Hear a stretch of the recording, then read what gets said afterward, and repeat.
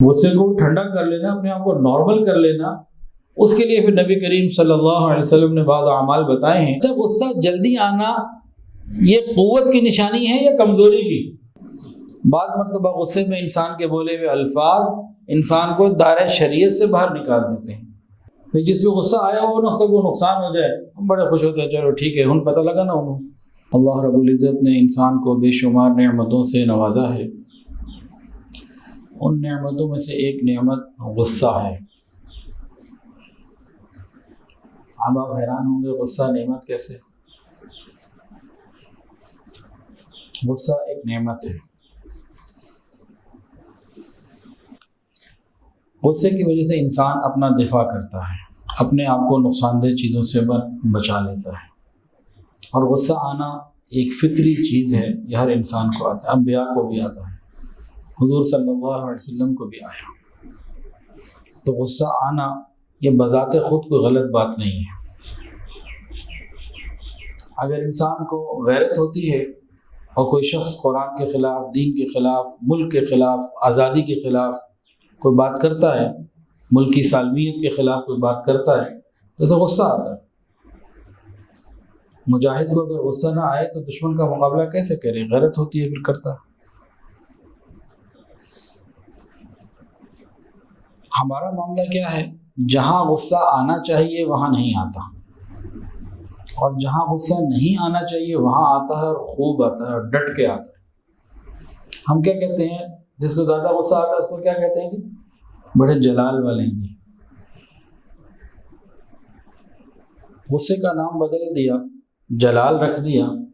اب یہ صاحب جلال جو خود مریض ہے، اس کو اپنا علاج کروانا چاہیے تھا، شریعت نے غصے کا علاج فرض قرار دیا، یہ اپنے آپ کو کچھ سمجھنے لگ جاتا۔ غصے کے لیے دو لفظ استعمال ہوئے قرآن مجید میں، ایک ہے غیظ اور ایک ہے غضب۔ وَظَنُّونِ إِذْ ذَهَبَ مُغَاضِبًا، اور جب وہ غصے کی حالت میں چل دیے۔ وَالْكَاظِمِينَ الْغَيْظَ، یہاں غیظ کا لفظ استعمال ہوا، غصے کو پی جانے والے۔ غیظ کا لفظ جب استعمال ہوتا ہے اس کا مطلب یہ ہوتا ہے کہ جب بندے کو کسی پر غصہ تو آئے لیکن وہ کرے کچھ نہ، یا یہ کہ اندر ہی اندر کڑتا رہے۔ اور غضب کا مطلب یہ ہوتا ہے کہ غصہ آیا ہے انتقام کے ارادے کے ساتھ، اب اس نے انتقام بھی لینا ہے، یہ پوری قدرت رکھتا ہے انتقام لینے کی۔ مخلوق کے لیے غیظ کا لفظ بھی استعمال ہوا اور غضب کا بھی، لیکن اللہ رب العزت کے لیے فقط غضب کا لفظ استعمال ہوا ہے، وہاں اندر ہی اندر کڑنے والا معاملہ کوئی نہیں۔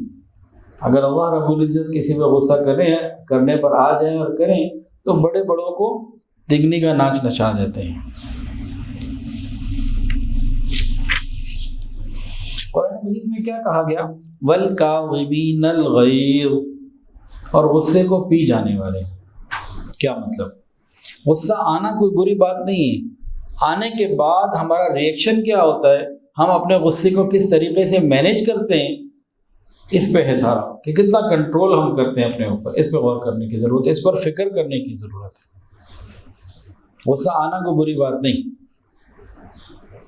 اس کے رد عمل کے مطابق فیصلہ ہوگا کہ ہم نے کیا کیا۔ حضور صلی اللہ علیہ وسلم نے ارشاد فرمایا، مجھے بھی ایسے ہی غصہ آتا ہے جیسے باقی انسانوں کو آتا ہے، بشر کو آتا ہے۔ ایک صحابی نبی کریم صلی اللہ علیہ وسلم کی ہر بات نوٹ کیا کرتے تھے، لکھا کرتے تھے۔ تو ایک دن ان کے دل میں خیال آیا کہ انسان کبھی غصے میں بھی تو ہوتا ہے نا، اور غصے میں انسان بات کو ذرا اتار چڑھا ہو جاتا ہے، بدل جاتی ہے، معاملات بدل جاتے ہیں، تو میں تو ہر بات لکھتا ہوں۔ تو نبی علیہ السلام سے پوچھ لیا، تو حضور صلی اللہ علیہ وسلم نے ارشاد فرمایا کہ لکھو، میری زبان سے وہی نکلتا ہے جو حق ہوتا ہے، غصے کے عالم میں بھی صرف اور صرف حق ہی نکلتا ہے۔ یہ ہے غصے کے اوپر کنٹرول، اسے سیکھنا ہے۔ عام آدمی کا غصہ اس کے قابو میں نہیں ہوتا، جب وہ غصے میں آتا ہے نا تو اس کے اندر ایک ہنگامہ برپا ہو جاتا ہے، عقل پر پردہ آ جاتا ہے، اسے سمجھ ہی نہیں لگتی میں کر کیا رہا ہوں۔ یہ غصہ عقل کے اوپر پردے ڈال دیتا ہے، ایسے بول دیتا ہے کہ برسوں کے تعلقات ختم ہو جاتے ہیں۔ جب بھی غصے میں انسان بولے گا تو قطع رحمی کر سکتا ہے، میاں بیوی کے درمیان طلاق ہو سکتی ہے، بیٹا باپ کو چھوڑ سکتا ہے، مرید شیخ کو چھوڑ سکتا ہے، حتیٰ کہ انسان پروردگار کو بھی چھوڑ دیتا ہے، رب کو بھی چھوڑ دیتا ہے۔ بعض مرتبہ غصے میں انسان کے بولے ہوئے الفاظ انسان کو دائرہ شریعت سے باہر نکال دیتے ہیں۔ حضرت قاضی ثناء اللہ پانی پتی رحمۃ اللہ علیہ، حضرت مرزا مظہر جانے جانا رحمۃ اللہ علیہ کے خلیفہ تھے، صوفی بھی تھے اور قاضی بھی تھے، مفسر بھی تھے، محدث بھی تھے، بڑے درجے کے بزرگ تھے۔ تفسیر مظہری انہوں نے لکھی ہے، تو انہوں نے اپنی کتاب مالا بدبن میں ایک مسئلہ لکھا ہے، کلمات کفر کے حالات بیان کرتے ہوئے، کلمات کفر کو کھولتے ہوئے انہوں نے فرمایا کہ دو آدمی بات کر رہے ہیں، بات چیت کے درمیان ایک نے کہا بھائی شریعت کا مسئلہ ہے، رکھ پڑے شریعت کو، رکھ پڑے شریعت کو، جس شخص نے یہ کہہ دیا فرماتے ہیں کہ اس نے کفر کر لیا۔ تو غصے میں انسان بہت بڑے بڑے نقصانات اپنے کر لیتا ہے۔ ہمارے دادا پیر حضرت غلام حبیب رحمۃ اللہ علیہ، مرشد عالم حضرت مولانا غلام حبیب رحمۃ اللہ علیہ فرمایا کرتے تھے کہ اچھا سالک وہ ہے کہ شیخ بلا وجہ بھی ڈانٹے اور غصہ کرے، وہ ڈانٹ کو قبول کرے۔ بلکہ فرمایا کرتے تھے اگر شیخ بلا وجہ چوراہے میں کھڑے کر کے، اگر شیخ بلا وجہ چوراہے میں سڑک کے اوپر کھڑا کر کے جوتے مارے بلا وجہ، کوئی وجہ نہ ہو، تو اچھا سالک یہ ہے کہ جوتے اٹھا کے لا کے دیں، اور مارنا ہو تو اور مار لیجیے۔ وہ فرماتے تھے کہ اگر شیخ کے اندر غصہ ہوتا ہے نا تو مرید کی اصلاح زیادہ ہوتی ہے، شیخ کے اندر ذرا نرمی زیادہ ہو تو یہ چوڑ ہو جاتے ہیں، پھر یہ ناجائز فائدے اٹھاتے ہیں۔ یہ ان کی بات کا مفہوم ہے۔ حضرت جی دامت برکاتہ العالیہ نے ایک مرتبہ فرمایا کہ حضرت اپنے شیخ کے پاس ایک دفعہ بیٹھے ہوئے تھے، تو ایک کوئی شخص آیا، وہ دنیا دار قسم کا آدمی تھا۔ خیر حضرت جی نے اس شخص کی موجودگی، حضرت مرشد عالم مولانا غلام حبیب رحمۃ اللہ علیہ نے اس شخص کی موجودگی میں حضرت جی کو ڈانٹنا شروع کیا، اور تقریباً 10 منٹ تک ڈانٹتے ہی رہے۔ مرنا نہیں ہے کیا؟ قبر بھول گئے کیا؟ اللہ سے حیا نہیں آتی؟ قیامت کے دن رب کو منہ کیا دکھاؤ گے؟ 10-12 منٹ جو ہے نا مستقل غصہ کرتے رہے، بات کرتے رہے۔ حضرت جی فرماتے ہیں کہ مجھے سمجھ میں نہیں آئی کہ بھئی ایک دم کیا ہوا، کس بات پہ غصہ ہو رہا ہے، تو میں جی کرتا رہا اور خاموش رہا اور سنتا رہا باتوں کو۔ خیر وہ بندہ تھوڑی دیر کے بعد جو ہے نا وہ چلا گیا، جو نیا بندہ آیا تھا۔ تو جیسے ہی وہ گیا تو حضرت مرشد عالم مولانا غلام حبیب رحمۃ اللہ علیہ نے حضرت جی سے فرمایا کہ کہے میں اس کو رہا تھا، سنا آپ کو رہا تھا۔ اس کو یہ سب باتیں میں کہتا، وہ نیا بندہ تھا، وہ دوبارہ پھر مڑ کے نہ آتا، سنانی اس کو تھی، لیکن ہم نے رخ آپ کی طرف کیا۔ تو بعض دفعہ ایسے بھی ہوتا ہے۔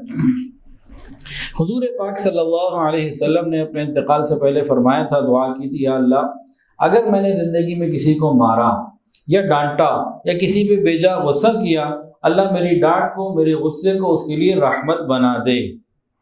اللہ اکبر کبیرہ، نبی علیہ الصلوۃ والسلام کا یہ معاملہ تھا۔ حضرت مولانا رشید احمد گنگوہی رحمۃ اللہ علیہ یہ جبال العلم تھے، اور یہ ایک مرتبہ تھانہ بھون آئے، حضرت حاجی امداد اللہ مہاجر مکی رحمۃ اللہ علیہ سے بیعت ہوئے، ذکر اذکار شروع ہو گئے۔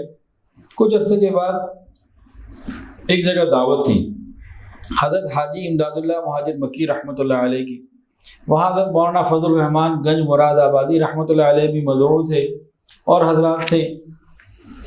تو حضرت نے نا مولانا رشید احمد گنگوہی رحمۃ اللہ علیہ کو ساتھ دے لیا، آپ بھی میرے ساتھ چلے۔ یہ چلے گئے۔ جب کھانا لگا نا تو دسترخوان پہ جناب مسلم اور بڑی بڑی نعمتیں، بڑی اچھی اچھی چیزیں تھیں۔ حضرت حاجی امداد اللہ مہاجر مکی رحمۃ اللہ علیہ نے مولانا رشید احمد گنگوہی رحمۃ اللہ علیہ جیسے بڑے عالم کو، جو ان سے ابھی تازہ بیعت ہوئے تھے کچھ عرصہ پہلے، ایک سائڈ پہ بٹھایا، 1-2 روٹیاں دے دی، ساتھ دال سبزی ڈال دی، کچھ کہا یہ ذرا دسترخوان کے کونے پہ بیٹھ کے کھا لو۔ اب اپنے سامنے تو رکھی ہوئی ہے جناب مرغ ہانڈی اور کڑھائی گوشت اور مرغ مسلم، ان کو دے دیے جناب دال اور سادہ روٹی پہ، اور بٹھا بھی سائڈ پہ دیا۔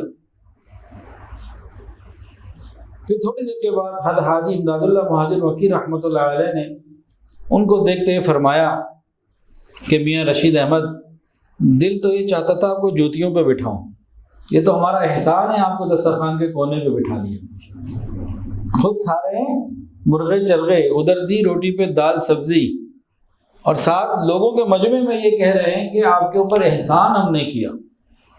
ہم میں سے کوئی ہوتا نا تو فوراً فتویٰ جھاڑ دیتا، آپ کو تو مساوات نہیں آتی، آپ کو تو دوسروں کے خیال کا پتہ ہی کوئی نہیں، اور ناراض ہو جاتا۔ لیکن ان کا نفس مٹ چکا تھا، انہوں نے عرض کیا جی جی بالکل آپ نے صحیح فرمایا، یہ آپ کا احسان ہے، میں تو جوتیوں میں بیٹھنے کا قابل بھی نہ تھا۔ اس کے بعد پھر حضرت نے ان کو خلافت اجازت عطا فرما دی۔ تو مشائخ امتحان لیتے ہیں، ہمیں پتہ نہیں چل رہا ہوتا کہ ہمارا امتحان کب اور کہاں لیا جا رہا ہے۔ تو بہرحال بات ہے غصے کی، تو غصے کا علاج کرنا یہ فرض ہے۔ شریعت نے غصے کا علاج فرض قرار دیا تاکہ یہ غصہ ہمارا دائرہ شریعت میں رہے۔ غصے میں بندے کا دماغ نہیں آؤٹ ہونا چاہیے، کنٹرول رہنا چاہیے۔ شیطان یہ کہتا ہے کہ غصے کے عالم میں وہ انسان کے اندر رگوں میں خون کتنا دوڑتا ہے، اور آپس میں ایک شیطان دوسرے شیطان کو، وہ تیسرے شیطان کو، اس طریقے سے اس بندے کو جو ہے نا وہ بال بنا کے پھینک رہے ہوتے ہیں، جیسے فٹ بال ہوتی ہے، ایک نے کک لگائی اس کے پاس، اس نے کک لگائی اس کے پاس، اس نے کک لگائی اس کے پاس۔ تو شیطان اس طریقے سے جو ہے نا غصے کے عالم میں بندے کے ساتھ کام کر رہا ہوتا ہے۔ تو ہمیں غصے کو کنٹرول کرنا سیکھنا چاہیے۔ غصہ کہنے میں تو ایک بیماری ہے، لیکن اس سے درجنوں بیماریاں اندر پیدا ہوتی ہیں جن کا علاج کرنا ضروری۔ 16 بیماریاں جو غصے سے پیدا ہوتی ہیں وہ آپ کو بتا دیتے ہیں، مزید اور بھی پیدا ہوتی ہیں، اور یہ وہ بیماریاں ہیں جو ہماری آخرت کو تباہ کر دیتی ہیں، قیامت والے دن پریشانی کا ذریعہ بنتی ہیں۔ وہ کون سی بیماریاں ہیں؟ غصے کی وجہ سے حسد، غیبت، چغلی، کینہ، قطع تعلقی، جھوٹ، آبرو ریزی، دوسرے کو حقیر جاننا، تکبر، بے جا مار دھاڑ، مذاق اڑانا، اور بے مروتی، قطع رحمی۔ ایک ہے قطع تعلقی، وہ الگ ہے، قطع رحمی۔ اس کے علاوہ شماتت، یعنی کسی کے نقصان پر راضی رہنا، جس پہ غصہ آیا ہو نا اس کا کوئی نقصان ہو جائے ہم بڑے خوش ہوتے ہیں، چلو ٹھیک ہے ان پتہ لگا نا انہوں۔ یہ بہت بڑا گناہ ہے، احسان فراموشی۔ تو غصے کی وجہ سے ہم بڑے بڑے گناہوں میں آ جاتے ہیں۔ غصے کے کچھ اسباب ہیں، دیکھیں دو چیزیں ہیں، ایک ہے غصے کے اسباب اور دوسرے ہیں غصے کو ٹھیک کرنے کے طریقے، یعنی علاج۔ غصے کے اسباب اور غصے کے علاج دو چیزیں ہیں۔ علاج سے پہلے اسباب پہ غور کرنے کی ضرورت ہے۔ ہر آدمی غور کرے کہ مجھے کن کن وجوہات پر، کن کن موقعوں پر غصہ آتا ہے، کن کن لوگوں سے بات کرتے ہوئے غصہ آتا ہے اور کیوں غصہ آتا ہے۔ اپنا محاسبہ خود کرے، خود فکر کرے۔ یہ بہت اہم بات ہے، یہ عام بات نہیں ہے۔ کبھی کیا ہوتا ہے بیرونی اسباب ہوتے ہیں اور کبھی اندرونی اسباب ہوتے ہیں۔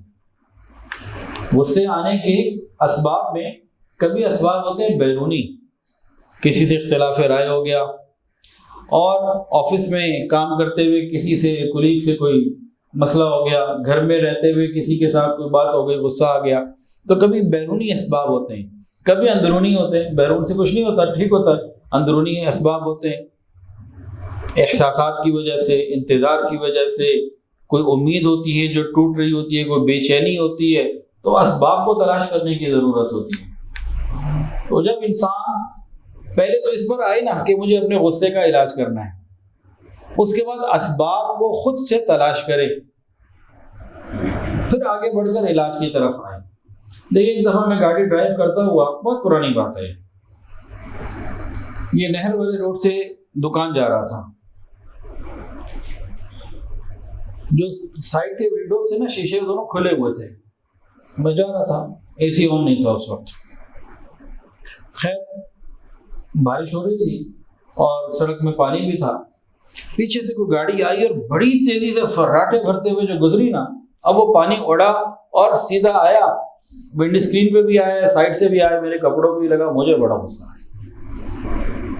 نماز پڑھنی تھی، نماز کیسے پڑھوں، گھر واپس جاؤں، دکان جاؤں، تو مجھے کئی خیال آیا اور اس بندے کے اوپر بڑا غصہ آیا کہ انہیں تو سڑک پہ چلنے کے آداب بھی نہیں آتے، لوگوں کے لیے تکلیف کا ذریعہ بنتے. انہیں سوچوں میں بڑا پریشان رہا، کیا کروں نماز کے لیے، کیا کروں. بہرحال وقت گزر گیا. وہ کچھ دنوں کی بات ہے، میں اسی طریقے سے کسی اور سڑک پہ تھا، گاڑی سے گزر رہا تھا، گاڑی ڈرائیو کر رہا تھا. اے سی کی اس وقت بھی ضرورت نہیں تھی، موسم اچھا تھا، شیشے تھوڑے سے کھلے ہوئے تھے. سوری، اس وقت شیشے بند تھے. پہلی دفعہ میں شیشے کھلے ہوئے تھے. دوسری دفعہ میں کیا ہوا، ڈرائیو کر رہا تھا، بارش ہو رہی تھی اور پانی سڑک پہ موجود تھا، شیشے بند تھے دونوں. پھر کوئی اور گاڑی گزری اسی تیز رفتاری کے ساتھ، اور جناب پانی جب اڑا تو میرے سائڈ والے شیشے کے اوپر بھرپور پانی آ کے، لیکن اندر نہیں آیا، بس وہیں کا وہیں رہ گیا. میں بالکل سوکھا رہا، مجھے ایک ذرا سا قطرہ بھی نہ آیا.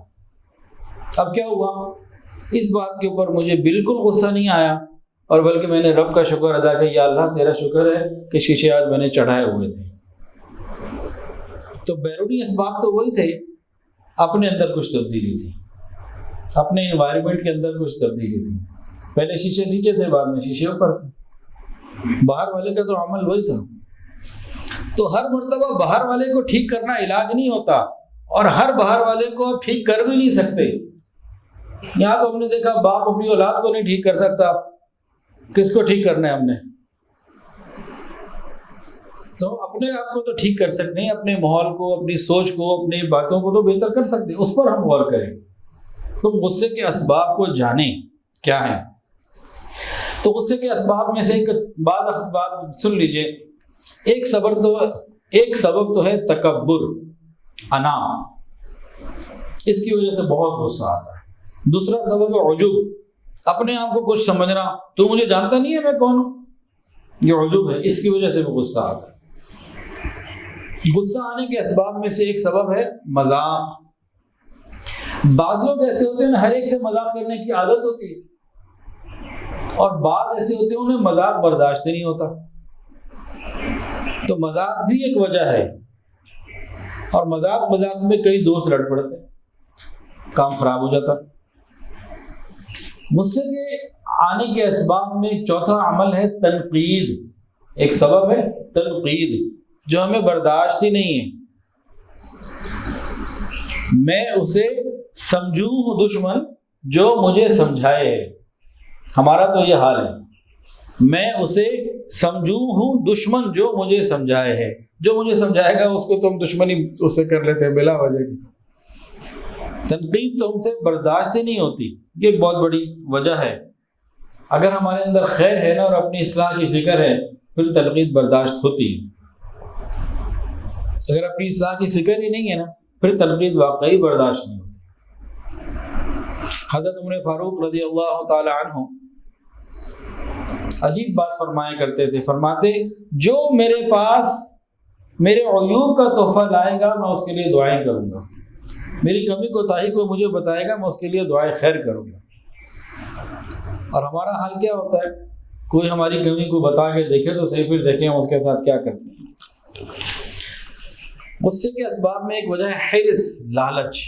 انسان کسی چیز کی حرص کرتا ہے، لالچ کرتا ہے، طمع کرتا ہے کہ یہ مجھے ملے. اگر وہ نہیں ملتی تو اسے غصہ آتا ہے کیوں نہیں ملی، اور اسی کے اندر بعض لوگوں سے دشمنی بھی آ جاتی ہے. اور حسد کی وجہ سے بھی غصہ آتا ہے. کسی سے حسد ہو تو اس سے غصہ آئے گا. اب یہ بعض علامات ہیں غصے کے اسباب ہیں، یہ بعض اسباب ہیں غصہ آنے کے. اب ہم ہر چیز کو نا اپنی ذات کو سامنے رکھتے ہوئے جب غور کریں گے، فکر کریں گے، تو انشاءاللہ ہم اپنے غصے کو مینیج کرنے پہ کامیاب ہو سکتے ہیں. مشکل نہیں ہے، فکر کرنی پڑتی ہے. جب غصہ آیا ہوتا ہے نا تو اس کے اظہار کے کچھ طریقے ہوتے ہیں، کچھ سمپٹمز ہوتی ہیں، اس سے پتہ لگتا ہے صاحب کو غصہ چڑھا ہوا ہے، صاحب غصے میں ہے. بہت ساری سمپٹمز ہیں، تو ان میں سے چند ایک سن لیجئے. پہلی علامت تو یہ ہے کہ جس سے غصہ آتا ہے نا، پہلی علامت تو یہ ہے کہ جس پہ غصہ آتا ہے اسے بات چیت کرنا ختم کر دیتا ہے. خاموش ہو جاتا ہے، نہ سلام نہ کلام نہ پیام۔ یہ غصے کی علامت ہوتی ہے کہ جی غصہ اس وجہ سے بات نہیں کر رہے۔ دوسری علامت کیا ہوتی ہے کہ ادھر دیکھنا بھی بند کر دیتے ہیں، جس پہ غصہ ہو اسے دیکھتے بھی نہیں، اگر دیکھتے بھی ہو تو کھا جانے والی نظریں، تیکھی نظروں سے دیکھتے ہیں۔ تیسری علامت یہ ہے کہ جس پر ہمیں غصہ ہے اس کی غیبت ہم جگہ جگہ کر رہے ہوتے ہیں، اس کی برائیاں بیان کر رہے ہوتے ہیں۔ جب ہم کسی کی برائیاں کہیں بیان کر رہے ہیں نا تو سمجھ لیں اس پہ ہمیں غصہ چڑھا ہوا ہے، اندر ہمارا غصہ ہے اس کے اوپر، اس لیے برائیاں بیان کر رہے سے غصہ جو چڑھا ہوتا ہے۔ چوتھی علامت کیا ہے؟ جس پہ غصہ چڑھا ہوتا ہے ہم اس کے راز کو فاش کر دیتے ہیں۔ یہ غصہ اتار رہے ہوتے ہیں اپنا، جس پہ غصہ نہیں ہوتا اس کے راز کو چھپا رہے ہوتے ہیں، جس پہ غصہ ہوتا ہے اس کے راز کو فاش کر رہے ہوتے ہیں۔ حضرت امام جعفر صادق رحمۃ اللہ علیہ انہوں نے اپنے بیٹے کو فرمایا کہ بیٹا کسی کو دوست بنانا ہو نا تو پہلے اس کو ذرا آزما لینا، اور آزمائش کا طریقہ یہ ہے کہ اس سے دوستی کرنے کے بعد اس کو اپنا کوئی راز بتانا، اپنا رازدان بنا لینا، پھر کسی بات سے اس کو غصہ دلانا، پھر ذرا دیکھنا کہ اس غصے کے عالم میں تمہارے راز کو وہ لوگوں میں بیان کرتا ہے یا نہیں۔ اگر وہ بیان کرتا ہے تو یہ شخص اس قابل نہیں کہ اسے دوست بنایا جائے، اور اگر وہ غصے کے عالم میں بھی تمہارے راز کو راز رہنے دیتا ہے، بیٹا یہ دوستی کے قابل ہے، اسے دوست بنانا۔ غصے کے اظہار کا ایک طریقہ یہ ہے کہ دل میں حسد رکھ لینا، کینہ رکھ لینا، چھپی ہوئی دشمنی رکھ لینا، اس کا مذاق اڑانا، تعلق کو توڑ لینا، کوئی راستہ نہیں رکھنا، ملنا جلنا بند کر دینا۔ پھر غصے کی علامات کے اظہار کا ایک طریقہ یہ ہے، اس سے پتہ لگتا ہے کہ اس کے ساتھ احسان اگر ہم کر رہے تھے تو اس کو بند کر دینا۔ کسی کو کچھ دیتے تھے، کوئی ماہانہ دیتے تھے، کوئی خیال کرتے تھے، کچھ بھی سلسلہ غصہ آ گیا وہ بند کر دیا۔ یہ سب علامات ہیں۔ اور ایک علامت ہے کہ ہاتھ اٹھانا، گالی دینا یا اس کو مارنا، یہ بھی علامات ہیں۔ تو یہ مختلف علامات ہیں غصے کی۔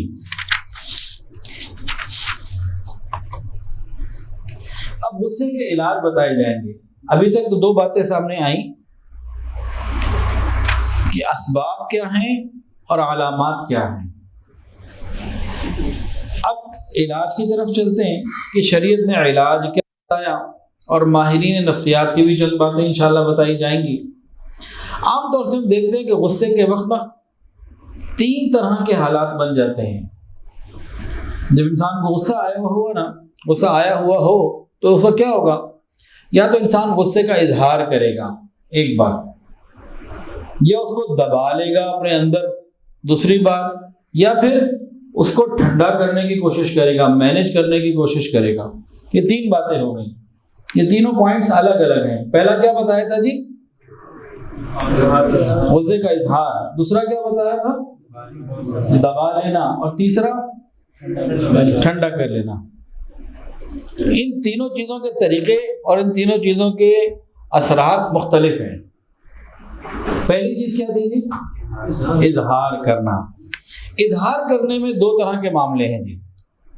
ایک تو یہ ہے کہ بندہ بس آؤ دیکھے نہ تاؤ، اور بس برا بھلا گالیاں اور غصہ، یہ وہ، ادھر اس کو مکہ مارا، اس کو گھوسا مارا، اس کو لات ماری، اور اپنا جی غصہ نکال کے اور بہت غصے سے رد عمل کیا۔ ایک تو یہ اظہار کا طریقہ ہے۔ اس طریقہ اظہار میں سمجھ لیجئے آپ خود بھی پریشان ہوں گے، اگلا بھی پریشان ہوگا، بجائے جوڑ کے توڑ پیدا ہوگا، اور کبھی اصلاح نہیں ہو سکتی۔ اس طریقے سے جو عام طور سے ہمارا اظہار کا طریقہ ہے، عام اظہار کا طریقہ یہی ہے۔ غصے کے عالم میں دو چار گالیاں دے دی، ایک تھپڑ لگا دیا۔ یہ طریقہ کیا ہے؟ اس میں توڑ ہے، نقصان ہے، دنیا کا بھی آخرت کا بھی۔ بالخصوص میاں بیوی کے معاملے میں اصول ہونا چاہیے کہ دونوں ایک وقت میں کبھی غصے میں نہ آئیں۔ جب دونوں ایک وقت میں غصے میں آتے ہیں نا تو پھر علیحدگی کی اور یہ طلاق کی باتیں ہوتی ہیں۔ کئی لوگ آ کے پوچھتے ہیں کہ یہ تو غصے میں کہا تھا، بھائی کبھی ایسا ہوا ہے کہ کسی خاوند نے بیوی کو کہا آپ کی خدمت مجھے بڑی اچھی لگی، آپ بہت اچھی ہیں، میں انعام کے طور پہ آپ کو طلاق دیتا ہوں، خوش ہو کے دیتا ہوں؟ جب دے گا غصے میں دے گا، یہ غصے میں دی تھی جی۔ تو غصے کا اظہار جارحانہ نہیں ہونا چاہیے۔ کیسا ہونا چاہیے؟ اس پہ فکر کرنے کی ضرورت ہے۔ غصے کا اظہار صاف انداز میں کرنا چاہیے، تحمل مزاجی کے ساتھ، نرمی کے ساتھ، اور پھر غور کرنا چاہیے کہ یہ آیا کیوں ہے، اب اس کا حل کیا ہے۔ ہر مسئلے کا کوئی حل کہیں نہ کہیں ہوتا ہے۔ تو غصے کے اوپر اگلے کے اوپر بہت زیادہ ناراض ہو جانا، جارحانہ انداز سے مسئلے حل نہیں ہوتے۔ حل کی طرف غور کرنا چاہیے کہ بھی مسئلے کو حل کیسے کرنا ہے۔ ایک آدمی سے بھی آپ کو غصہ اس بات پر، جیسے مجھے، میں آپ کو بتاتا ہوں اپنی بات نہیں، بعض لوگ لمبی لمبی ریکارڈنگ بھیجتے ہیں۔ ایک صاحب نے جناب مجھے کہا جی انہوں نے مجھے کہا میں نے کچھ بات کرنی ہے، میں نے کہا آپ مختصر ریکارڈنگ بھیج دیجیے، تو انہوں نے 26 منٹ کی ریکارڈنگ بھیجی اور کہا یہ مختصر بتا رہا ہوں آپ کو۔ وہ تو ایک ہی دفعہ انہوں نے بھیجی، لیکن جو روٹین سے جن سے رابطہ ہے، جب وہ لمبی لمبی ریکارڈنگ بھیجتے ہیں تو میں جو غصہ آتا ہے، بھائی آپ ذرا مہربانی کریں مختصر بات کر لیں۔ کچھ لوگ ایسے ہوتے ہیں وہ ریکارڈنگ بھی بھیجتے ہیں، پیچھے فون پہ فون کیے جاتے ہیں۔ 14 فون پرسوں کسی کے آئے کہ یہ آدمی کیا آ گئے کہ جی میرا میسج سن کے جواب دیں۔ اب میں سب کو دیکھیں، غصہ تو آیا، لیکن ساتھ اس کو سمجھ کے ان کو بتا دیے کہ دیکھیں مختصر بھیجیں، آپ سوال کریں، اپنی بات شیئر کریں، لیکن اس کے بعد 1-2 دن انتظار کریں، جیسے ہی وقت ملے گا جواب دے دوں گا۔ تو اس کا حل نکالنا ہے۔ غصہ کرنے سے کیا ہوگا؟ اس کا ہر مسئلے کا کہیں نہ کہیں کوئی حل ہوتا ہے، اس پر آنے سے مسئلہ حل ہوگا۔ یہ یقین کر لیجئے کہ غصے پہ جارحانہ انداز سے رد عمل کرنے سے مسئلے حل نہیں ہوتے۔ ہوتا کیا ہے، جب معلوم ہو جائے گا نا اس نے تو ہر وقت غصہ کرنا ہے، بات سمجھنے کی کوشش ہی نہیں کرنی، حل پر آنا ہی نہیں، تو لوگ اس سے کہتے ہیں نا کنی کترانا شروع کر دیتے ہیں، اس کی طرف منہ لگانا چھوڑ دیتے ہیں، چھوڑو یار اس سے بات کرنے کا بھی کوئی فائدہ ہے، دفع کرو، چھوڑو۔ وہ سمجھ رہے تھے جی میرے سامنے کوئی بات نہیں کر سکتا، میں چیمپئن، کسی کا ہے کوئی آگے بات تو کر کے دکھائے میرے سامنے۔ وہ اپنے آپ کو سمجھ رہا ہوتا ہے میں بہت کچھ ہوں، اگلا کہتا ہے اس سے بات ہی مت کرو، منہ نہ لگاؤ اس کو۔ ہمارا یہ پھر اسٹیٹس ہوتا ہے لوگوں کے سامنے، ہمارے پیچھے پھر ہماری یہ پوزیشن، اس کو تو منہ بھی مت لگانا، ہر وقت غصے میں بھرا رہے، بات کرنے کی ضرورت ہے، وہ بندہ ہی نہیں ہے۔ اور وہ یہ سمجھ رہا ہوتا ہے کہ جی کسی کی ضرورت نہیں ہے میرے سامنے آ کے بات کر سکے۔ لوگ اس کو کھڈے لگا چکے ہوتے ہیں، یہ سمجھ رہے ہوتے ہیں میں کچھ شے بن گیا ہوں، یہ فضول ہو چکا ہوتا ہے۔ ہاں، جو مسئلے کے حل کی طرف اور تحمل مزاجی سے معاملات کو حل کرنے کی کوشش کرتا ہے، لوگ اسے جوڑ کی کوشش کرتے ہیں۔ غصہ آنا فطری چیز ہے۔ دوسرا کیا تھا جی؟ پہلا تھا غصے کا اظہار، اس میں تھوڑی سی بات ہو گئی۔ دوسرا کیا تھا جی؟ غصے کو دبانا۔ بعض لوگ غصہ آتا نا دبانے کی کوشش کرتے ہیں، اندر ہی اندر۔ یہ اکثر و بیشتر اپنے اندر بیماریاں پالنے کی وجہ خود بنتے ہیں۔ ہائی بلڈ پریشر ہو گیا جی، کوئی اور مسئلہ کھڑا ہو گیا جی، کوئی اندر بیماری تھی وہ نکل آئی، وہ بڑھ گئی۔ تو غصے کو خالی دبا لینا اور اس کا حل نہ نکالنا، یہ بھی پریشانی کا ذریعہ، دنیا کی بھی اور آخرت کی بھی۔ اور تیسری کیا چیز تھی؟ غصے کو ٹھنڈا کرنا یا مینیج کرنا۔ یہ لوگ کامیاب ہوتے ہیں، غصے کو ٹھنڈا کر لینا، اپنے آپ کو نارمل کر لینا۔ اس کے لیے پھر نبی کریم صلی اللہ علیہ وسلم نے بعض اعمال بتائے ہیں، تو اب ہم ان پہ سمجھتے ہیں۔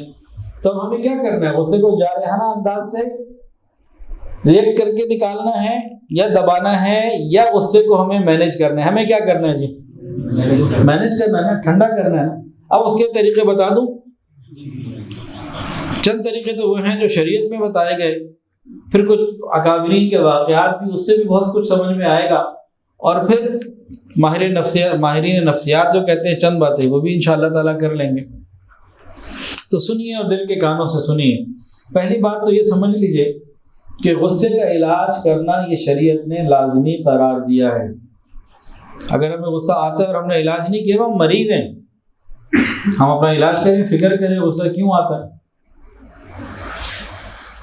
سب سے پہلا علاج جو نبی صلی اللہ علیہ وسلم نے فرمایا کہ جب غصہ آئے تو انسان کو چاہیے کہ چپ ہو جائے، زبان سے کوئی لفظ نہ نکالے۔ اتنا پیارا یہ علاج ہے، یاد رکھیے جب بھی انسان غصے کے عالم میں زبان سے کوئی بات نکالے گا، یہ شر کا دروازہ کھولے گا، خیر کا نہیں کھولے گا۔ کوئی ایسا لفظ نکلے گا کہ توڑ پیدا ہوگا، وہ میاں بیوی میں ہو، بھائی بھائی میں ہو، باپ بیٹے میں ہو، شیخ مرید میں ہو، دو کولیگز کے اندر ہو، دو عورتوں میں ہو، دو مردوں میں ہو، دو خاندانوں میں ہو، دو ملکوں میں ہو، کہیں بھی ہو۔ غصے میں جب انسان بولے گا نا تو کوئی نہ کوئی توڑ اور شر کا معاملہ کھلے گا۔ اس وقت کا نکلا غصے کے وقت کا نکلا ہوا جملہ گھر برباد کر سکتا۔ رسول اللہ صلی اللہ علیہ وسلم کو بھی غصہ آتا تھا، صحابہ آپ کے مبارک چہرے کو دیکھ کر پہچان لیا کرتے تھے، اس وقت غصے میں ایک رگ تھی جو پھڑک جاتی تھی، چہرے کا رنگ انار کی طرح ہو جاتا، سرخ ہو جاتا۔ تو پہلا کام کیا ہے جی؟ غصے کے وقت بات نہیں کرنی، چپ ہو جانا ہے، خاموش ہو جانا ہے، بعد میں بات کریں۔ دوسرا عمل، حضور صلی اللہ علیہ وسلم نے ارشاد فرمایا جب غصہ آئے تو انسان اپنی جگہ بدل لے، ادھر بیٹھا ہے ادھر چلے جائے، ادھر بیٹھا ہے ادھر آ جائے، کمرہ بدل لے، پوزیشن بدل لے۔ یہ بھی ایک بہترین علاج ہے۔ تیسرا اور چوتھا علاج یہ بتایا، کھڑا ہے تو بیٹھ جائے، بیٹھا ہے تو لیٹ جائے۔ انسان کھڑا ہے تو کیا کرے؟ بیٹھ جائے، بیٹھا ہے تو کیا کرے؟ لیٹ جائے۔ اس کے اندر حکمت کو سمجھیں۔ دیکھیں انسان اگر کھڑا ہے تو زمین سے دور ہے، بیٹھا ہے تو زمین کے قریب ہو گیا، بیٹھا ہے تو زمین سے نسبتاً دور ہے، لیٹا ہوا زمین کے اور قریب۔ تو زمین کے اندر عاجزی ہے، یہ اپنے اصل کے جب قریب ہوگا تو اس کے اندر عاجزی آئے گی۔ ایک تو علماء نے یہ حکمت بیان کی۔ دوسری حکمت کیا ہے؟ دیکھیں انسان کھڑا ہوا ہے نا، اب یہ ہاتھ بڑھا کے تھپڑ مار سکتا ہے، اس کو کہا بیٹھ جاؤ۔ اب یہ غصے کے اظہار کی پوزیشن سے دور ہو گیا، اب بیٹھا ہوا غصہ آیا، اب یہ کھڑا ہو کے کسی کو گھوسا مار سکتا ہے، اس کو کہا لیٹ جاؤ۔ غصے کے اظہار کی پوزیشن سے حکمت کے ساتھ دور کیا جا رہا ہے۔ تو نبی علیہ السلام کی باتوں کے اندر بڑی حکمتیں ہیں۔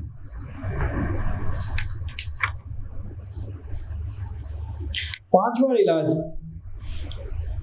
غصے کو ختم کرنے کے لیے، مینیج کرنے کے لیے پانی پی لینا یا وضو کر لینا یا ناک کے اندر پانی ڈال لینا۔ حضرت عمر فاروق رضی اللہ عنہ فرماتے تھے ناک کے اندر پانی ڈالنا غصے کو کنٹرول کرتا ہے۔ وضو کر لینا، پانی پینا، غصہ آگ ہے، پانی پئیں گے تو حالات بہتر ہو جائیں گے۔ اور پانی ویسے بھی ہمیں زیادہ پینا چاہیے، آج کل روزے شروع ہو گئے، اب اتنی شدت کی گرمیاں تو نہیں ہیں، لیکن ہم لوگ کوشش کریں افطاری سے سحری کے دوران کم سے کم 10 گلاس پانی ضرور پی لیں۔ بوتلیں پینے کو نہیں کہہ رہا، ڈرنکس نہیں، سادہ پانی، ٹھنڈا بھی نہ پیے تو اچھا ہے، ہلکا ٹھنڈا لے لیں۔ اور بوتلیں تو بہت نقصان دہ ہیں، سارا دن بھوکے افطاری کی اور ساتھ ہی جناب کوئی ڈرنک چڑھا لی، یہ بہت نقصان کی چیز ہے، اللہ ہماری حفاظت فرمائے۔ تو اپنی صحت پہ ظلم نہ کریں۔ تو پانی پینا یہ غصے کا علاج ہے، وضو کرنا۔ غصے کا چھٹا علاج اعوذ باللہ من الشیطان الرجیم، غصے کے حالت میں پڑھنا یا لا حول ولا قوت الا باللہ، یہ پڑھنا یہ بھی غصے کا علاج ہے۔ یہ شیطان کی طرف سے ہے نا غصہ، تو جو لا حول ولا قوت الا باللہ انسان پڑھے، اعوذ باللہ من الشیطان الرجیم پڑھے تو غصہ کنٹرول میں آ جاتا ہے۔ غصے کا ایک اور علاج، ساتواں، ایک دعا ہے جو حضور صلی اللہ علیہ وسلم نے امی عائشہ صدیقہ رضی اللہ تعالیٰ عنہ کو سکھائی تھی۔ ایک مرتبہ نبی علیہ السلام نے فرمایا عائشہ مجھے معلوم ہو جاتا ہے کہ تمہیں غصہ کب آتا ہے، جب تم غصے میں ہوتی ہے نا تو مجھے پتہ لگ جاتا ہے تمہیں غصہ آیا ہوا۔ پوچھا آپ کو کیسے پتہ لگتا؟ نبی علیہ السلام نے فرمایا کہ جب تم خوش ہوتی ہو کہتی ہو رب محمد کی قسم، اور جب ناراض ہوتی ہو مجھ سے غصے میں ہوتی ہو تو کہتی ہو رب ابراہیم کی قسم، اس سے میں جان جاتا ہوں کہ تمہیں غصہ آیا ہوا ہے۔ تو بی بی عائشہ بڑی ذہین تھی، فوراً کہنے لگی کہ یا رسول اللہ غصے کے عالم میں آپ کا نام ہی چھوڑتی ہوں، آپ کو تو نہیں چھوڑتی نا۔ خیر نبی علیہ السلام نے فرمایا اے منیس عائشہ، پھر آگے کہا کہ جب تمہیں غصہ آیا کرے تو یہ دعا کیا کرو۔ حضور صلی اللہ علیہ وسلم نے فرمایا عائشہ جب تمہیں غصہ آیا کرے تو یہ دعا مانگا کرو، اے محمد صلی اللہ علیہ وسلم کے رب میرے گناہ معاف کر دیجئے، میرے دل کا غصہ دور کر دیجئے، مجھے بہکانے والے فتنوں سے بچا لیجئے۔ کیا فرمایا کہ تم اللہ سے دعا مانگا کرو غصے کے وقت، اے محمد صلی اللہ علیہ وسلم کے رب۔ ایک بات تو یہ ہو گئی نا، آگے 3 پوائنٹس اس کے بعد ہیں۔ اے محمد صلی اللہ علیہ وسلم کے رب میرے گناہ معاف کر دیجئے، میرے دل کا غصہ دور کر دیجئے، مجھے بہکانے والے فتنوں سے بچا لیجئے۔ غصے میں بہکانے والے خیالات آتے ہیں نا نفس اور شیطان کی طرف سے، تو انسان رب سے مانگ لے۔ تو یہ دعا بتائی، تو اس دعا پر بھی ہم عمل کریں۔ ایک اور بڑا حتمی نسخہ بتا دیا، بڑا پیارا، نبی علیہ السلام نے فرمایا جس بندے کو غصہ بڑا آتا ہو اس بات پہ غور کر لے کہ مجھے اس پہ جتنی قدرت ہے رب کو مجھ پہ اس سے زیادہ قدرت ہے، میں آج اس کو معاف نہیں کر رہا، غصہ نکال رہا ہوں، میرے رب نے میرے اعمال کے اوپر غصہ نکال دیا تو میرا کیا بنے گا؟ بندہ ایک دم سیدھا ہو جاتا ہے۔ یہ نہ سوچے کہ میں کسی کا آقا ہوں، یہ خیال کرے میں بھی کسی کا غلام ہوں، کسی کا بندہ ہوں، اس کو میرے پہ غصہ آ گیا تو میرا کیا بنے گا؟ اور یہ بھی سوچے کہ حدیث کے اندر آتا ہے کہ جو بندہ اپنے غصے کو جلدی ختم کر دیتا ہوگا قیامت کے دن اللہ کے غصے سے محفوظ ہو جائے گا۔ تو اس سے اپنے غصے کا علاج کرے۔ ہمارے بزرگوں کا غصہ مینیج کرنے کا طریقہ ذرا عجیب ہی تھا۔ چند واقعات آپ کو سناتے ہیں، مختصر ہیں، لیکن ہمارے لیے اس میں بہت کچھ سبق چھپے ہوئے۔ حضرت مولانا روم رحمۃ اللہ علیہ، ایک مرتبہ ان کو کسی نے کہا غصے میں، بڑے غصے میں آ کے کہنے لگا ایک کہو گے نا تو 10 سنو گے، چپ ہی رہنا آپ۔ تو مولانا نے فرمایا کہ بھائی میں تو چپ ہی ہوں، تم 1000 بھی کہہ لو تو میں پھر بھی نہیں کہوں گا، تم نے جو کہنا ہے کہہ لو۔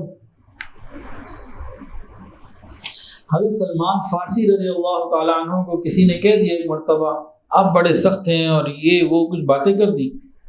حضرت سلمان فارسی رضی اللہ تعالیٰ نے بڑے تحمل سے باتوں کو سن کے جواب دیا اگر قیامت کے دن اللہ کی رحمت کی نظر میرے اوپر ہو گئی تو تیرے اس ملامت کا برا بھلا کہنے کا مجھے کوئی نقصان نہیں۔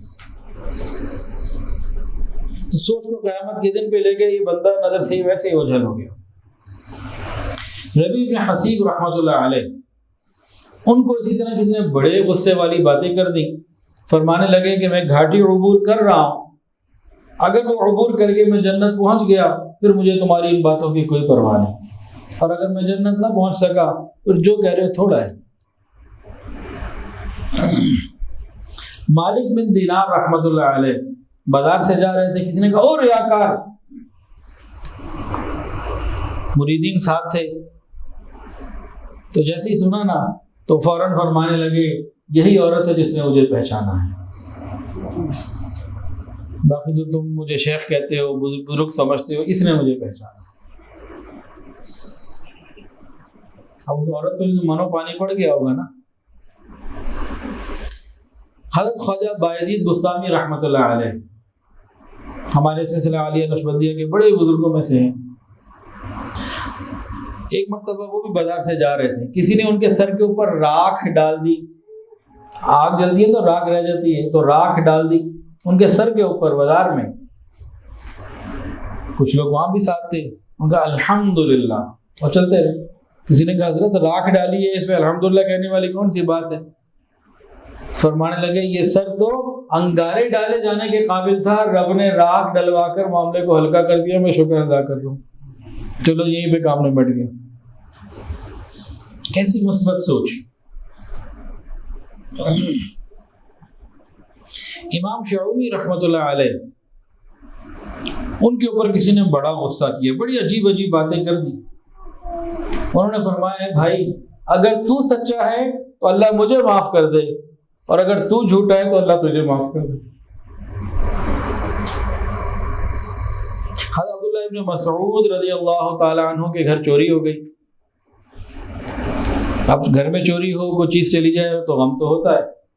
خیر انہوں نے یوں دعا کی، یا اللہ اگر اس نے چور نے کسی مجبوری کی وجہ سے چوری کی ہے تو میں اس کو یہ چیز ہی معاف کرتا ہوں، اس کے لیے بس وہ رکھ لے میری طرف سے، اور اگر اس نے عادت کی وجہ سے کی ہے، مجبور نہیں تھا، تو میں یوں دعا کرتا ہوں اللہ اس گناہ کو اس کی زندگی کا آخری گناہ بنا دے۔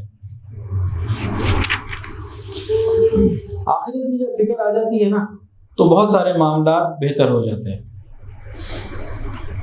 رسول اللہ صلی اللہ علیہ وسلم نے جو فتح مکہ کیا، مکہ مکرمہ فتح ہو گیا، اب سارے مکہ والے موجود تھے، انہیں یاد تھا کہ اس نے کیا کیا ظلم کیے۔ ادھر حضرت بلال رضی اللہ عنہ بھی تھے جن کو جناب مکے کی ریت میں لٹا کے ظلم کیے جاتے تھے، پتھر رکھ دیے جاتے تھے۔ تو صحابہ بھی انتظار میں تھے اور وہ بھی سوچ رہے تھے کہ شاید اب کوئی انتقامی معاملات ہوں۔ انہوں نے پوچھا، نبی علیہ السلام نے پوچھا تمہارے ساتھ کیا سلوک کروں؟ انہوں نے کہا آپ اچھے ہیں، اچھے خاندان کے ہیں۔ تو نبی علیہ السلام نے فرمایا میں تمہارے ساتھ وہی کروں گا جو یوسف علیہ السلام نے اپنے بھائیوں کے ساتھ کیا تھا، جاؤ تم سب کو معاف کر دو۔ قدرت حاصل ہونے کے بعد معاف کر دینا اصل معافی یہ ہوتی ہے۔ نبی کریم صلی اللہ علیہ وسلم نے 3 باتوں پر قسم کھا کے فرمائی، ہمیں بتایا۔ اگر آپ قسم نہ بھی کھاتے تب بھی وہ ایسے ہی تھی جیسے قسم کھانے کے بعد، تو اور زیادہ تاکید ہو گئی۔ 3 باتوں پہ آپ نے قسم کھائی۔ پہلی بات فرمایا جو بندہ دوسروں کی غلطی کو جلدی معاف کر دے گا، اللہ تعالیٰ اس معاف کرنے کے بدلے قیامت کے دن اسے عزت عطا فرمائیں گے۔ تو قیامت کے دن کی عزتوں کے لیے لوگوں کو جلدی معاف کر دینا۔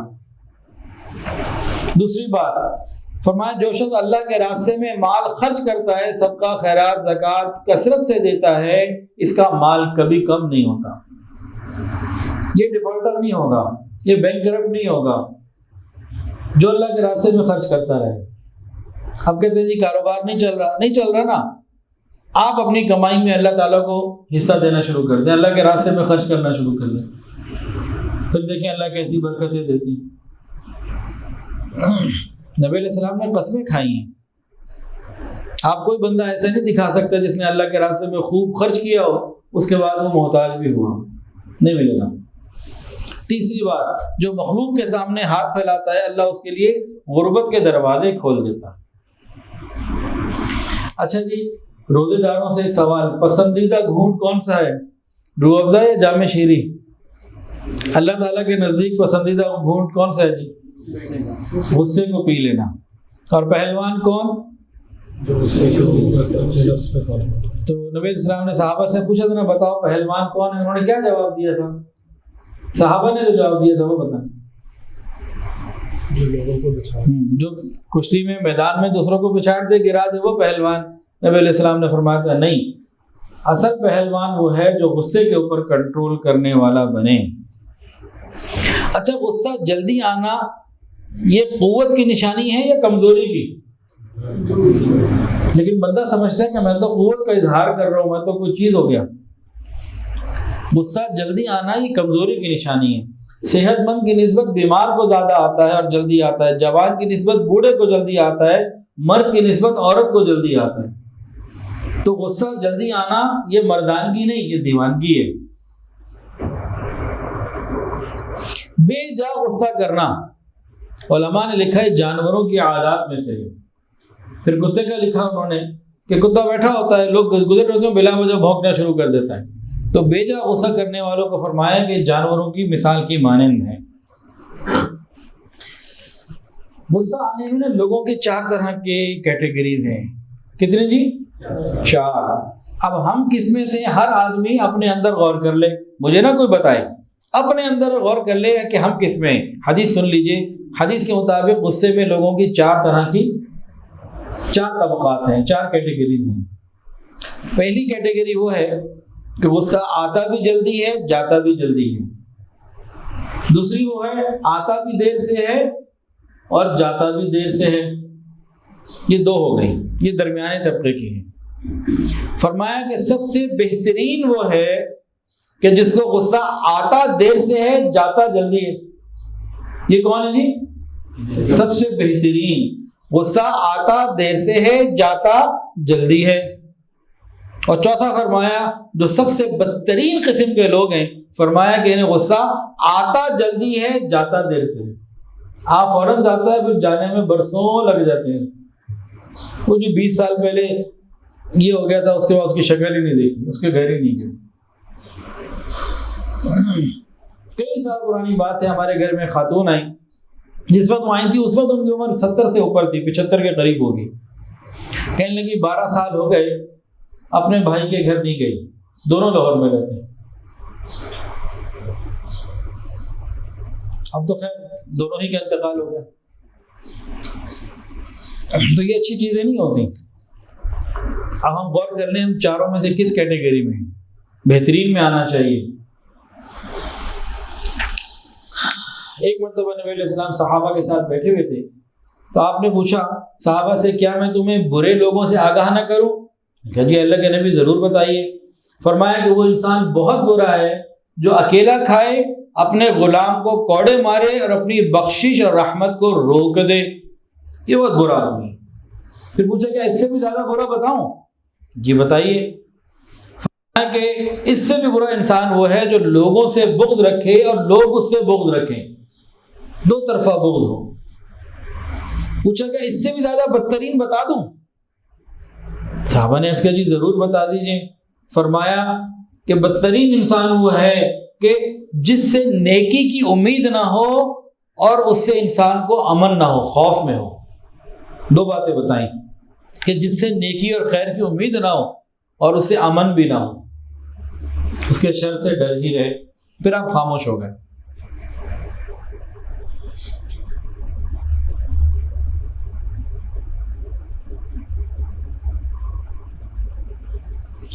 پھر آپ نے خاموشی کے تھوڑی دیر خاموش رہنے کے بعد پوچھا کیا بتاؤں کہ سب سے زیادہ بدترین کون سا ہے؟ نبی علیہ السلام نے جب فرمایا تو صحابہ نے عرض کیا جی بتائیے. نبی علیہ السلام نے فرمایا سب سے بدترین وہ ہے وہ بندہ جو کسی کی غلطی کو معاف نہ کرے، کسی کی معذرت کو قبول نہ کرے. یہ سب سے زیادہ بدترین ہے. غلطی کو معاف ہی نہیں کرتا اور اس کے عذر کو قبول بھی نہیں کرتا. اب ہم یہاں رک کے نا اپنے اپنے گریبانوں میں جھانکے کہ کتنی دفعہ ہمیں کسی پہ غصہ آیا ہوتا ہے، وہ معافی مانگ بھی رہا ہوتا ہے، لیکن ہم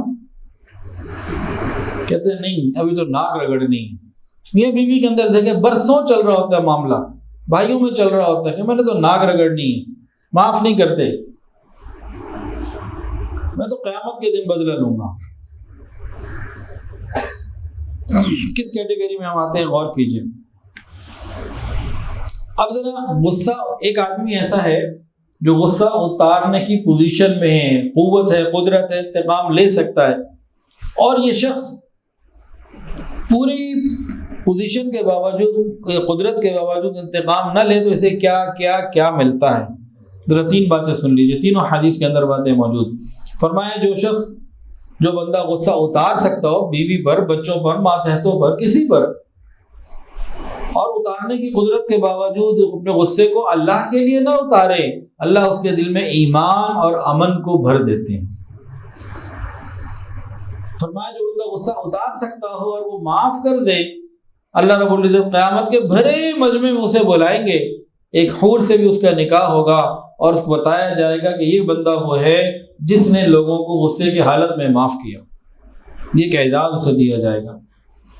تیسری حدیث سن لیجئے، جو شخص غصہ اتار سکتا اور نہ اتارے، قیامت کے دن ایک اعلان کروایا جائے گا، بھرے مجمع میں اعلان ہوگا، وہ شخص کھڑا ہو جائے جس کا اللہ کے اوپر حق ہے. کون کھڑا ہو جائے؟ جس کا اللہ کے اوپر حق ہے. اللہ اکبر کبیرہ. حدیث کے اندر آتا ہے کوئی کھڑا نہیں ہوگا مگر صرف وہ کھڑے ہوں گے جنہوں نے لوگوں کو اللہ کے لیے معاف کیا ہوگا.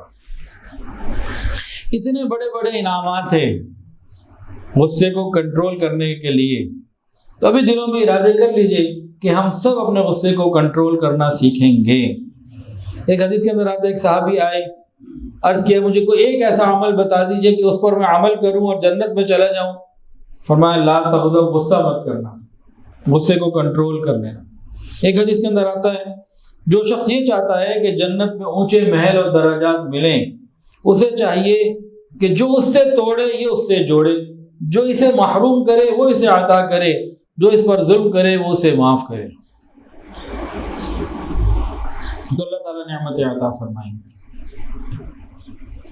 چند ایک واقعات اور بھی سن لیتے ہیں کہ ہمارے اکابرین نے غصے کو کنٹرول کرنا کیسے سیکھا۔ یہ اللہ والوں کی صحبت سے یہ نعمت ملتی ہے، ذکر کی کثرت سے ملتی ہے۔ حضرت علی رضی اللہ تعالی عنہ ایک مرتبہ جہاد میں ہیں، سامنے یہودی ہے اور وہ رینج میں آ چکے ہیں، بس وہ خنجر یا تلوار جو ان کے ہاتھ میں گردن اتارنے کی پوری پوزیشن میں ہے اور بالکل قریب تھا کہ یہ گردن اتار دے، اس نے حضرت علی کے چہرے پہ تھوک دیا۔ ہمارے جیسا کوئی ہوتا تو غصہ اور بڑھ جاتا۔ حضرت علی رضی اللہ عنہ نے فوراً اس کو چھوڑ دیا۔ وہ حیران کہ یہ آپ نے کیا کیا؟ نے کہا دیکھ پہلے میں تجھے اللہ کے لیے مار رہا تھا، کوئی میری ذاتی لڑائی تو تھی نہیں، اللہ کے لیے مار رہا تھا۔ تم نے جب میرے اوپر تھوکا تو میرے نفس کا غصہ اس میں شامل ہو گیا، اب اگر میں مارتا تو اپنے غصے کا انتقام لینے میں نہ وہ آ جاتا، میں نے اس لیے تجھے معاف کر دیا، چھوڑ دیا، میری کوئی ذاتی لڑائی تو نہیں۔ این جہاد میں اس موقع کے اوپر بھی اپنے نفس کے اوپر اتنا کنٹرول، یہ ہے غصے کا کنٹرول کرنا۔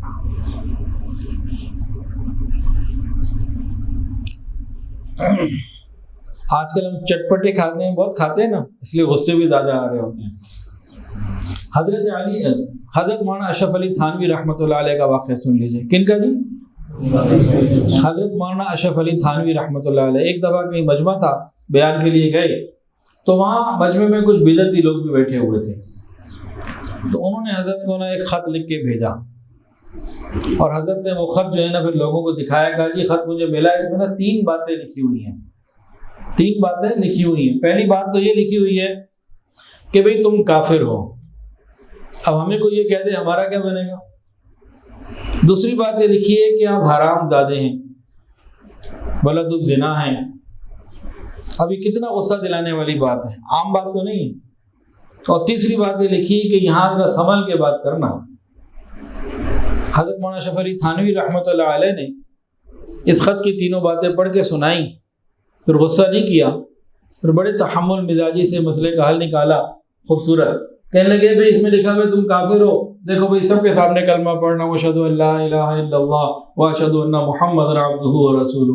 تو بھئی وہ مسئلہ تو ختم ہو گیا نا، کلمہ پڑھ لیا۔ دوسری بات، تم کہتے ہو کہ میرے نسب کے بارے میں، تو بھئی فلاں فلاں شہر میں میرے والدین کے نکاح کے گواہ ابھی بھی موجود ہیں، جو چاہے جائے ان سے تصدیق کر لیں، ان کا نکاح ہوا تھا۔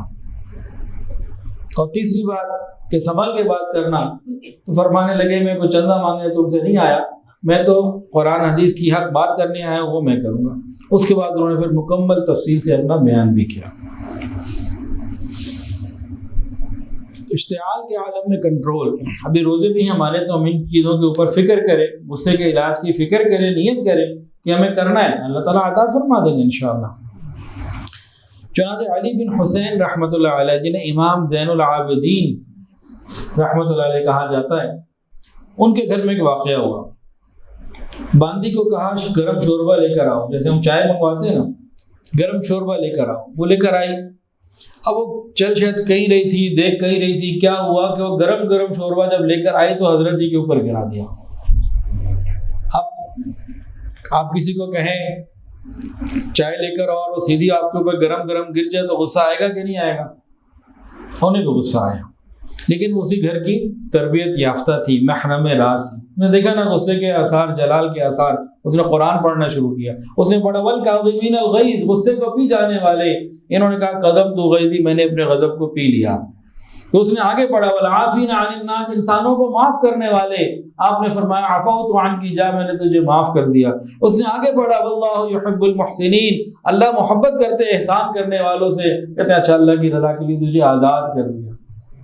قرآن سنتے چلے جاتے تھے، ان کا عمل بالقرآن ہوا کرتا تھا۔ ہمارے یہاں غصہ کس باتوں پہ ہوتا ہے؟ نمک کم ہو گیا، مرچ زیادہ ہو گئی، پلیٹ یہ کیوں آ گئی، برتن ایسے کیوں آ گئے، کھانا 10 منٹ لیٹ کیوں آ گیا، ان باتوں پہ غصہ کرتے ہیں تو قیامت کے دن رب کو کیا منہ دکھائیں گے۔ حضرت شیخ الاسلام حضرت مفتی محمد تقی عثمانی صاحب دامت برکاتہ، ان کے شیخ کا نام کوئی بتائے جی؟ ڈاکٹر تھے، ڈاکٹر عبدالحی عارفی رحمۃ اللہ علیہ، ہومیوپیتھک ڈاکٹر تھے۔ ان کی اہلیہ نے خواتین کی ایک مجلس میں شادی کے 22 سال کے بعد ایک بات کہی، کیا ہماری بیوی بھی ایسا کہہ سکتی ہے؟ بولو جو مولانا صاحب نے تو پہلے ہی سر ہلا دیا، نہیں غلط سن لو، پہلا ہو سکتا ہے بات کچھ اور ہو۔ چلو نہیں کہہ سکتی تو بات بتانے کی ضرورت ہے، چھوڑ دے دی، پہلے ہی کہتے نہیں ہو سکتا، پھر بتانے کی کیا ضرورت ہے، جب ہو ہی نہیں سکتا بتا دیں۔ اچھا، ان کی اہلیہ نا کسی خواتین کی مجلس میں تھیں، فرمانے لگی کہ میرے شوہر نے ان شادی شدہ ازدواجی زندگی کے 22 سالوں میں کبھی لہجہ بدل کے بھی مجھ سے بات نہیں کی، غصہ کرنا تو دور کی بات ہے۔ اللہ اکبر۔ یہ بیوی کی گواہی بڑی قیمت ہوتی ہے اس کی، تو جانتی ہے نا، رگ رگ کو جانتی ہیں۔ کوئی اور گواہی دے دے نا، کوئی مرید گواہی دے دے تو اور بات ہے، وہ تو کبھی آیا ملا کہ جی حضرت بڑے نرم مزاج ہیں، اچھے ہیں، فلاں ہیں، لیکن اس معاملے میں جو بیوی کی سٹیٹمنٹ ہے اس کی قدر و قیمت اللہ کے ہاں کچھ اور ہے۔ نبی علیہ السلام نے فرمایا، عائشہ، جس بندے کو مزاج کی نرمی عطا کر دی گئی اسے دارین کی سعادتیں عطا کر دی گئیں۔ مزاج کی نرمی یا گرمی؟ نرمی، گرمی کی بات نہیں کی اللہ کے نبی نے، نرمی کی بات کی۔